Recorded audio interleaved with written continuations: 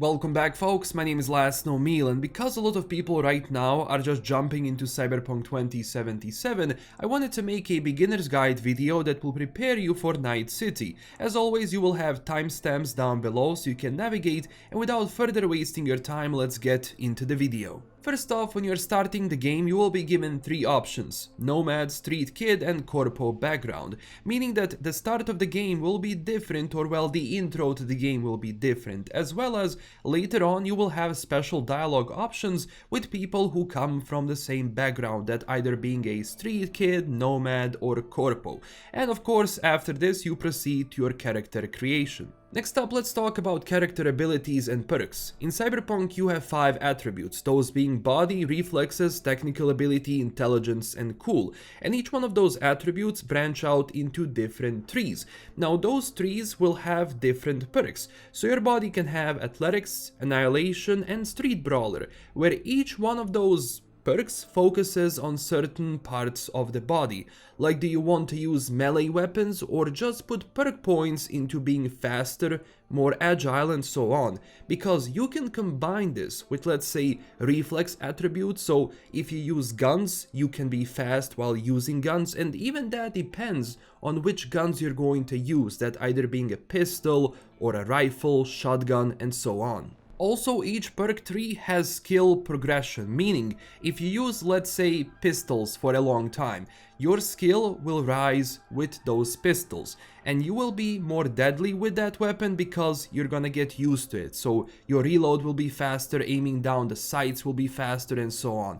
And every time you level up a skill, you will get some rewards, that either being an extra perk point that you can spend on anything you want, or as I said, your skills will become better, so you will be faster with that weapon, and so on. Each perk tree has its own progression, so keep that in mind. I mean, this will rise as you just do different stuff. If you are sprinting all the time, your athletics are going to rise, etc, etc. Also, you can respect your perk points, but your attribute points cannot be respect.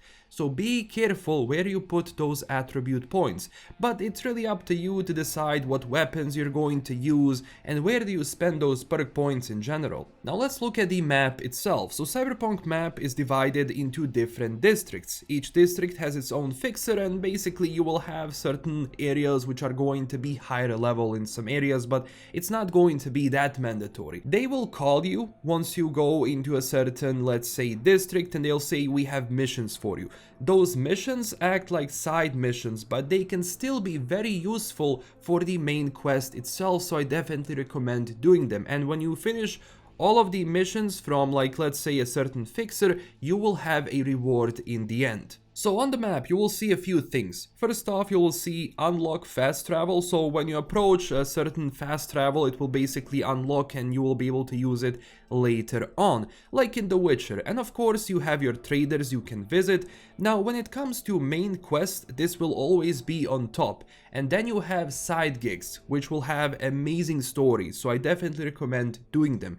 And besides those missions, you will also have very small missions like bring this, steal that, and so on. On top of that, you also have NCPD crime scenes where you go on and basically fight booster gangs with the NCPD and ultimately help the police. In each NCPD area there will be a chest when you finish as a reward, so always pick it up.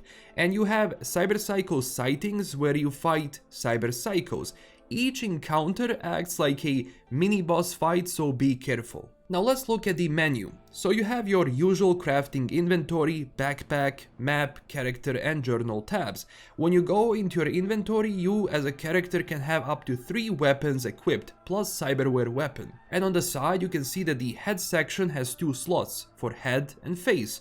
Upper body, lower body, and outfit, which you won't use all that much unless you put on a Netrunning suit or something like that, but the outfits is basically just a onesie that is kinda useless.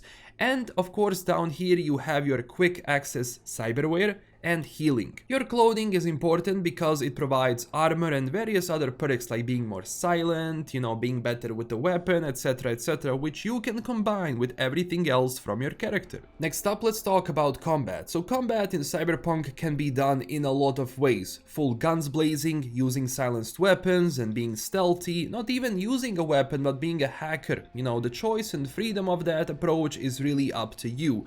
That's why it said it's important to mix perk points sometimes, cyberware and weapons into your playstyle, since everything, basically complements each other. When it comes to guns, you have a few things like assault rifles, pistols, shotguns, SMGs, sniper rifles, and so on.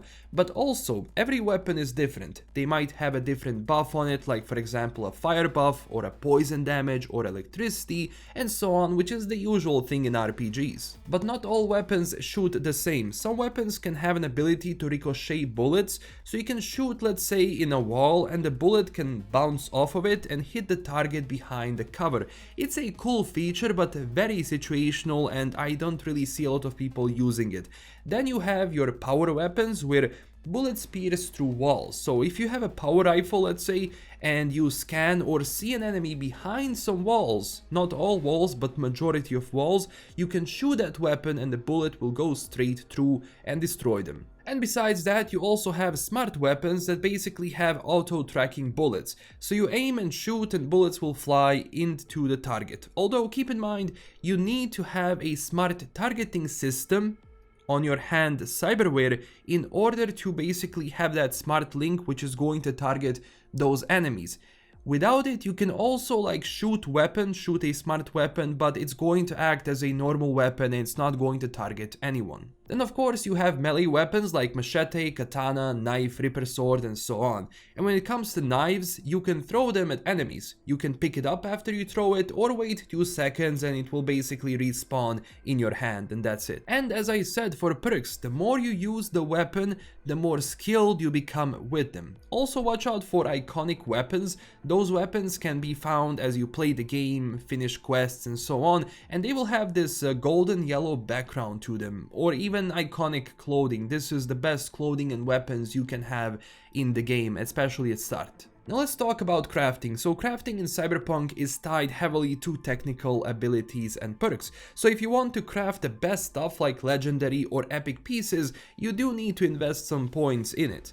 And almost everything can be crafted in Cyberpunk, from weapons to armor, meds, cyberware mods, ammo, and so on. Keep in mind, some basic things you can craft even without investing too much into technical perks, but it will be very limited. And of course you can upgrade everything you have, which will increase its damage, buffs, and so on. For crafting, you will need crafting components, and you get those from enemies you fight or you buy them from weapon, clothing, Ripper, or Netrunning stores. So each store will sell crafting components for the stuff they usually sell, like weapons will sell weapon components, and so on. And of course you can dismantle all of the equipment pieces you don't need for the crafting components themselves.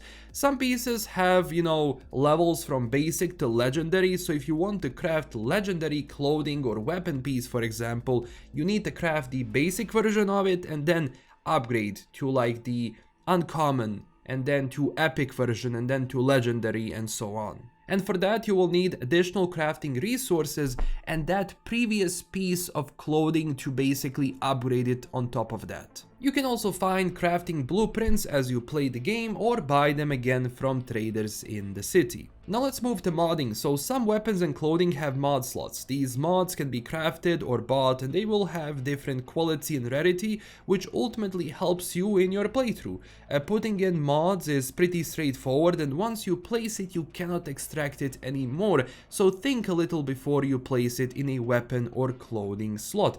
And on rage weapons you can put a silencer, which will give you a bonus for destroying enemies from stealth and various other scopes. When it comes to hacking and netrunning in Cyberpunk, you really have a lot of different hacks to play with, but first off, in order to hack you need a cyber deck. Cyber deck will give you different buffs and bonuses. The better one you have, will also deal more damage.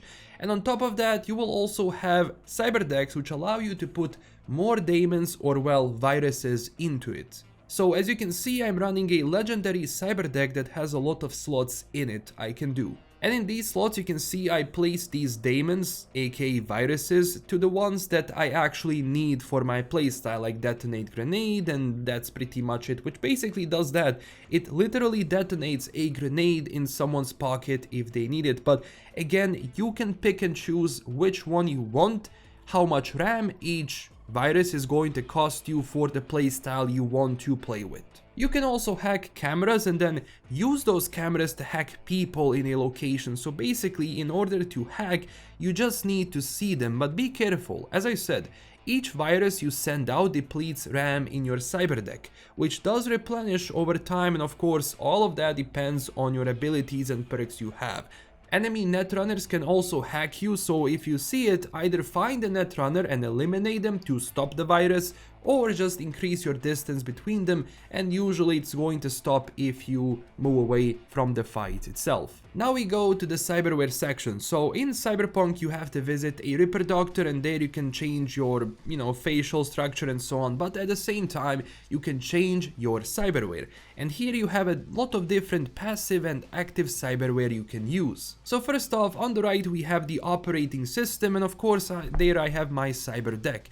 If you don't want that, of course, you have your Sandevistan, which is, if you watch Cyberpunk Edge Runners, David basically uses that. So with a press of the button, it slows down time and makes you a lot faster and more agile. And since you removed your cyber deck, you don't have the ability to hack stuff anymore, so think which style fits your cyberware the most. And of course you have your Berserk operating system, which when activates makes you insanely strong, so basically it turns you into a Berserk.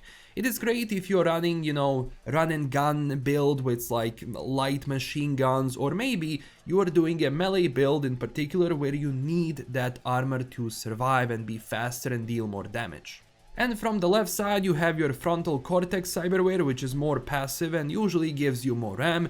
Then ocular system, where you put your Kiroshi eye implant. This will allow you to scan enemies, and of course the better eye implant you have, you'll have more options to scan stuff later on. When you, for example, combine a Kiroshi, like the best version, with a ricochet system hand mod, you will be able to see where like some weapons are gonna be, or well, where the bullets are going to be ricocheting in the first place. Then you have your circulatory system with 3 implants you can put: immune system, nervous system, integumentary system, and so on.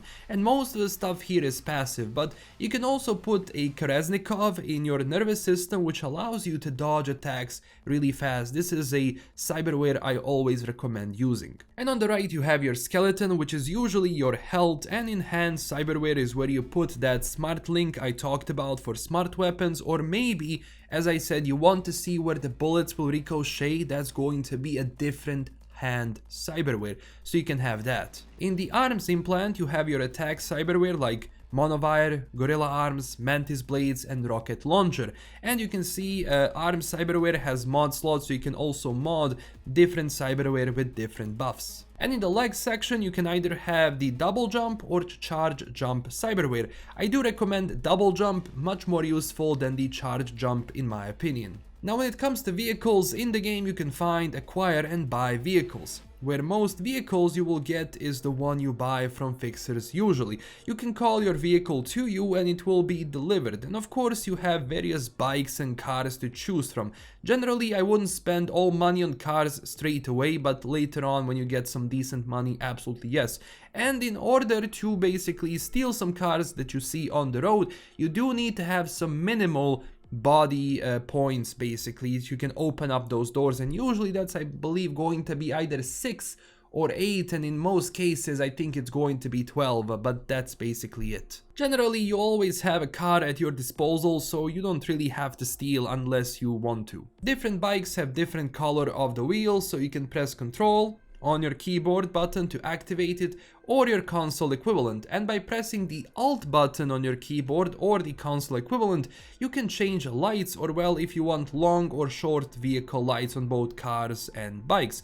And in the back of any vehicle you have your stash, which is connected to your apartment, so it's universal. When it comes to the apartments in the game, you have your starting apartment where you have the bed that when you sleep in gives you XP buff. So at start I always recommend going into the game, sleeping for a few hours, you will get an XP buff, and then just go and do your stuff in Night City. And of course you have your stash where you can put, you know, different stuff that you find and just have it there to basically sit. Of course now you can change the theme of your apartment by going to your apartment computer and even buy other apartments later on. I personally recommend the Glen apartment. For me it was the coolest. Now the most recently added feature is the wardrobe system, or well, the Transmog system itself, where you can change the look of everything you have on you and you will maintain the stats from the item you are wearing. So you can even save different outfits on the left so you can quickly change if you have to. Feel free to experiment, and even before you buy stuff in the store you can preview it as well, but this option is amazing because you can just create like the character you want with clothing, and all of the stats you have on your original item is going to stay as is. When it comes to buying stuff like weapons, you can go to a weapons trader and you have weapons, ammo, different mods and mods, blueprints, as I said. This is also the same for melee trader, meds trader, where you can buy your health regen. At first you will have bounce back, which replenishes your health, but it's a little bit annoying, so I definitely recommend going to a meds store and buying some better meds for your character so you can have, you know, more consumables overall, because you will be spending those health thingies as crazy in the game. And it's the same for Netrunning gear, so you can buy different viruses within, you know, Netrunning traders. Same concept like with any other trader in the game. When it comes to the police in the game, well, if you shoot at them or shoot at a non-combat civilian, then you will get a star, and they will spawn around you and try to basically destroy you. In this situation I recommend running, because if max stack unit comes, which is your max wanted level SWAT, you will be destroyed in 99% situations. So my advice, if you get cops on you, either run in an alleyway or get a car and dip. It won't take much until your wanted level disappears. It's very basic in that sense when it comes to the game itself. So how do you make money in this game? Well, first off, by doing gigs and NCPD locations around town. And also you can grab everything, you know, people drop like weapons, you know, just different stuff you find around the map, and go to one of these drop points and just dump it all, you know, there for profit. You know, there are of course ways to glitch money, but that's not for this video. You do have them all over you know, in the internet, so you can do it if you want. Also, my advice, don't spend money straight away on all of the vehicles and apartments. Invest in cyberware, invest in weapons and mods, and then from, you know, move from there. Same with apartments, as I said. New apartments won't give you something crazy besides, well, apartment, so it's not your main concern at start. Even most weapons, which is good, you will just get from enemies, so don't even bother buying it all that much from traders. And that's pretty much everything you will need to survive in Night City. Keep in mind you have stuff to find around the map, so always keep an eye on it, including these graffiti you can scan for a quest. But take your time, explore and shape your character the way you want to shape it. And thank you for watching. If you enjoyed this video, don't forget to smash that like and subscribe button for more, and join our community on Twitter and Discord. Also, huge thanks to my current Patreon supporters, and if you wanted an extra way to support the channel, I do have a Patreon you can check out. This is LKM signing out. Stay classy everyone, and bye bye. Even when you feel low, you can still go. Even when you feel slow, you can still go. Even when there's no hope, you can still go. I never answer to no, man, I still go. Go, go.